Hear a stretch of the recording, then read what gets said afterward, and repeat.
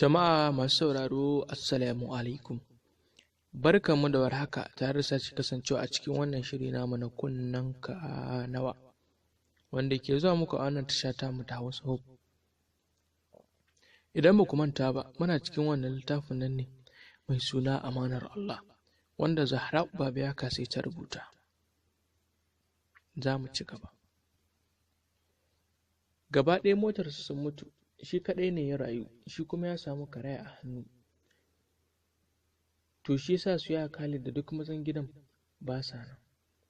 Kwanansu 3 sannan suka dawo da Abba a galabaice saboda gaba ɗaya hankalinta ya tashi da ganin irin mugun hatsarin da suka yi. Ana shigo da Abba, Shifi ta zuba ƙara ta zube sumammiya. Shi kenan rayuwar ta shiga wani yanayi wanda take ganin shi zai samar mata majingina, shi ma gashi a kwance. An samu ta farfaɗo daga suman da ta yi, hankalinta a tashe. Jama'a sai zuwa duba Abba suke, kasancewarsa mutum ne na mutane wanda kowa yake jin daɗin mu'amala da shi. Da farko komai yi masa ake, amma daga baya ya samu sauƙi sosai, amma yana kuka da hannunsa. Dama karaya ce, an gyaran da ke na asibiti ne. Ya Khalid ya same ta a soro tana aikin kuka, ya ce taso zo.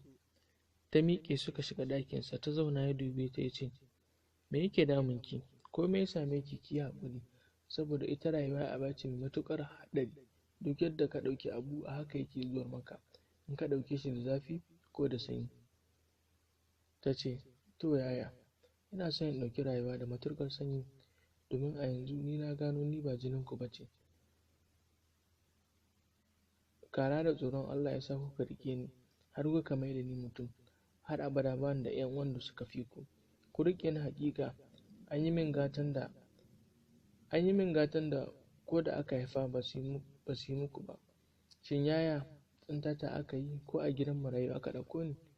Ya ma rasa me zai ce wa Shifi, ya dai zuwa mata ido yana kallon ta. Shin wa ya faɗi mata haka? Ya dube ta fuska a mutake ce, waye ce miki ba ina bace ta haife ki? Duk wanda san da ke ƙarya yake. Ta dakatar da shi da hannunta ta ce, yaya boye ai baya hana mutuwa, kuma wallahi an sha burinta min ƴaƴan maƙota, amma ban taɓa yarda ba, sai yanzu da aka faɗa min a bakin da na san ba zai min ƙarya ba. Ya ce, wa ya faɗa miki? Idanunta na zub da hawaye ta ce, inna Ladi ita ta faɗa min. Ya salam, abin da ya ce kenan. Ta ce, ya Khalid, me abin yake nufi da yake kirana da amanar Allah? Ya dakatar da ita ta hanyar tsawa ya ce, kada kisa jini na ya hau. Marainiya ce, tun da ina ta rasu gaba ɗaya mu da ke ba mu da uwa ta mutu inna, a yanzu mahaifinmu baya da lafiya. Ya kina son tayar da hankalinmu gaba ɗaya? Da me kike so mu ji? Ya juya ya fita a zazzafe. A tsakar gida ya tadda inna Ladi ya ce, inna mun gode da wargaza kanmu da kike son yi.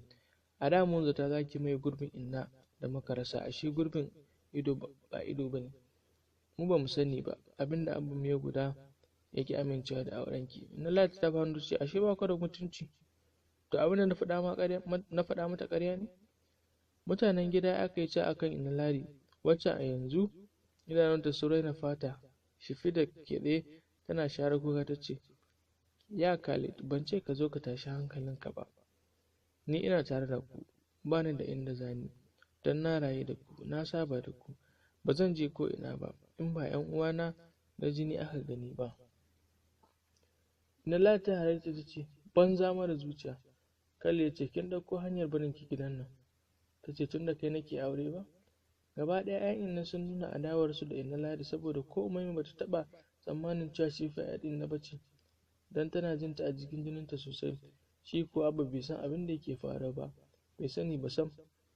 Umaima da Shifi suna tsaye a jikin wata mota a inda ake tanada nan ajiye motoci a zango store, suna jiran A-class ƴar maƙotansu da suka taho tare. Ta shiga shopping, ita kuma Shifi ta ce ba ta shiga ba. Shi yasa Umaima ta tsaya dan daga nan za su asibiti dubiyar kanwar saurayin A-class ɗin ne. Shifi ta cire glass ɗinta tana goge fuskarta a hankali, ta yi tsaki ta ce, oh, kin ga halin A-class ko? Ta shige ta shanya mu. Wasu samari su 3 suka tsaya dab da su, komai nasu ɗaya ne. Ɗaya ya ce, ‘yan mata, za mu ɗauki motar mu. Maima ta ce, ku yi haƙuri. Yayin da shi ta mai da gilas ɗinta ta matsa, ɗaya a cikinsa ce, sarkin jin kai ya gari.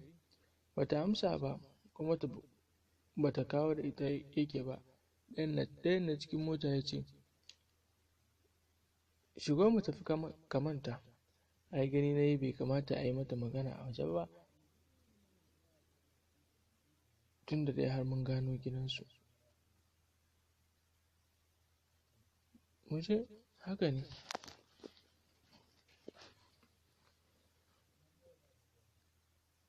Abdulmalik wani mashahurin matashi ne, amma yana ƙwallon kwando. Mahaifinsa tsohon attajiri ne a nan garin namu na Kano. Gidansa yana unguwar Dala. Abdulmalik ya yi mata ganin farko a wani henna ta ƙanwarsa lokacin bikinta. Ya azabtu da santa, bai ƙara ganinta ba sai hotoro. Tun bayan lifan, tana bayan lifan ita da ya Khalid.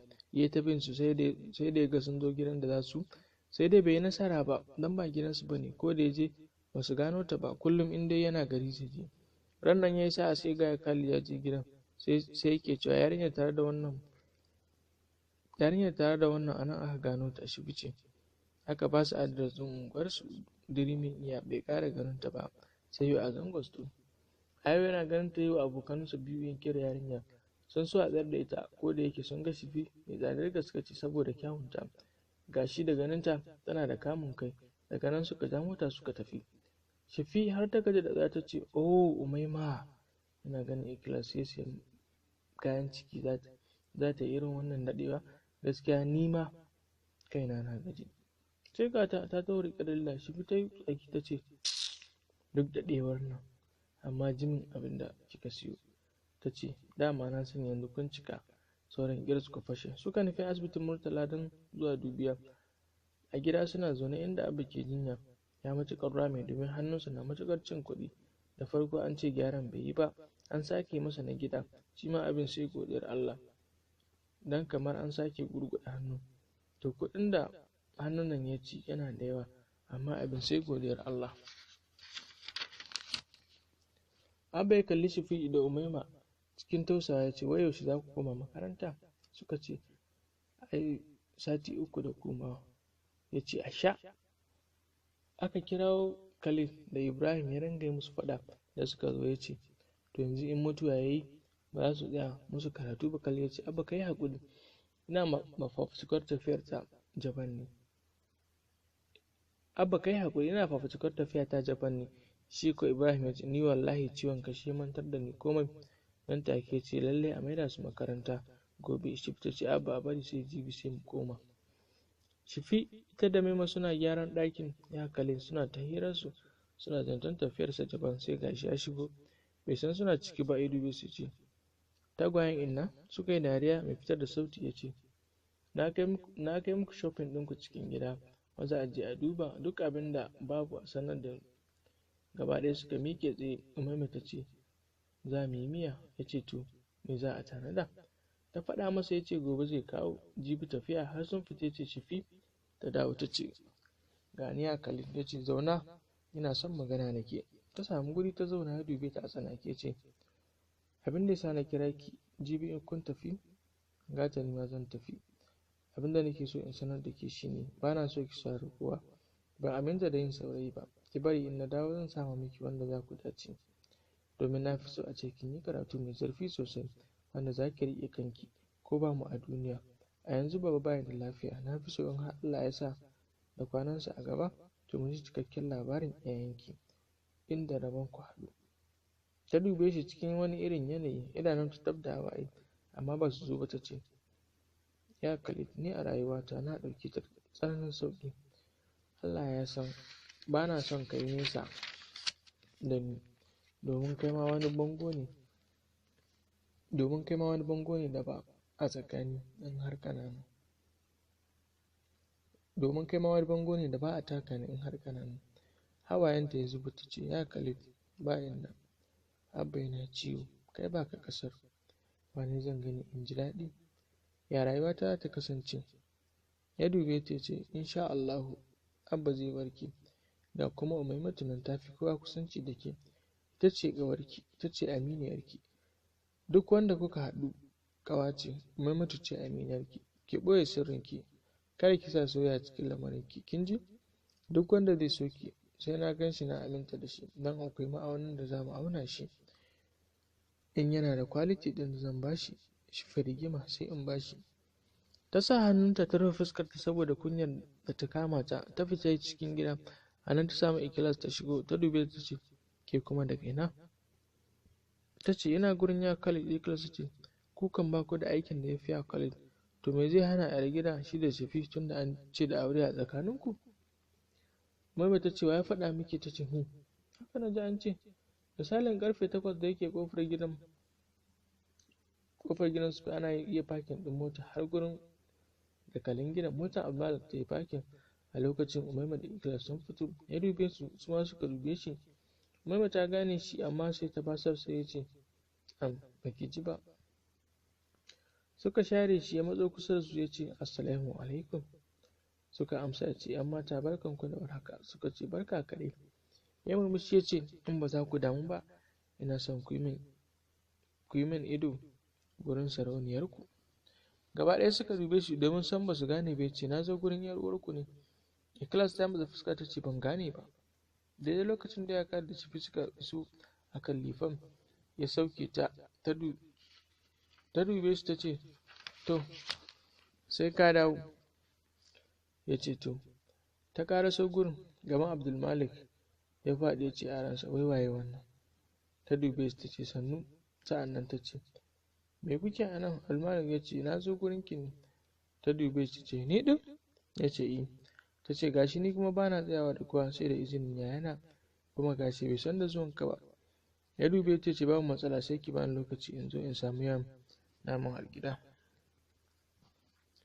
Ta dube shi, yanayin shigarsa a tsarinsa haka yana da alamar natsuwa tare da shi ce, to shi kenan, zan sanar da kai lokacin da za ku haɗu. Bari in shiga ciki in sanar da in na dawo. Ta juya biyu ta ce, wajen ki. Ta juya ya biyo ta ce, wajen ki na fita. Ta ce, ai na sanar da kai babu lokaci. Ya ce, ki sa min da time. Ta ce, gobe zan koma school, kaga babu wani lokaci sai na dawo. Ya ce, oh,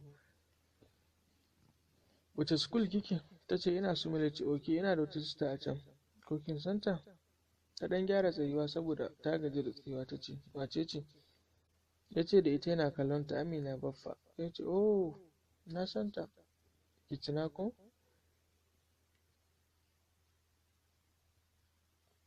Ta ce, ban dai sani ba, wata baka mai jiki da tsayi. Ya ce, ita ce kanwar abokina ce. Ta ce da shi, na santa, ai manyan mu ce. In kin je ki ce mata, Malik yana gaida ta. To zan sanar mata, to ni zan shiga. Ya ce, to sai da safe. Ya tafi. Ita kuma ta shiga gida ta sanar da inna sun dawo, da yake asibiti ta aike ta kai abinci. Hajiya Sa'a kakar su ba ta lafiya, aka kwantar da ita. Da safe misalin karfe 9 sun shirya cikin uniform, sai ga yara ɗauke da manyan jakunkuna har 3, wai a bawa su fi inji Malik. Su fita tursa ce, kai shi wannan wani irin mutum ne, jiya fa na so maganin shi. Ita ko inna banza ta faɗi, ta sauke yara ta shiga fidda kaya. Cima iri tana ce, ai waɗannan ba za ku tafi da shi ba, tun da an riga an yi muku siyayya, waɗannan a gida za a bar su. Mai mata ce, a inna jiya fa ya so mu zuwa kuma mun ci kayansa. Me yasa ya kawo? Mutun da ya kawo ci za a yi. Ya Khalid da ya dawo ya ga kayan ransa ya mugun ɓaci, ya dinga faɗa saboda me za a karɓi kayansa a maida masa. Da gome maharshifi suka ce su ba san unguwarsa ba, bari a je a mayar. Jiya ma suka fara ganin sa. Haka da ya kwashe su zuwa makaranta, tunda suka tafi mita yake akan Malik. Ko da ya kai su ya sake jaddada mata kada da yadda ta yi soyayya, dan ba ita bace a gabanta, karatu shi fi cancanta da ita. Cifi yarinya ce mai kula fitin shi, har yanzu ta kasa sakewa a rayuwarta saboda sabon al'amarin da ya shige ta, take kamar inna Ladi ƙarya ta san da ita, sai dai a yanzu burinta shine Allah ya ba Abba lafiya don ta san ita wace ce. Tunda ta koma rayuwarta ta sake sauyawa saboda komai nata ya yi sanyi. To jama'a, anan za mu dasa aya, sai kuma idan Allah ya kai mu shiri na gaba. Da fatan kun ji daɗin kasancewa tare da mu. Kada ku manta.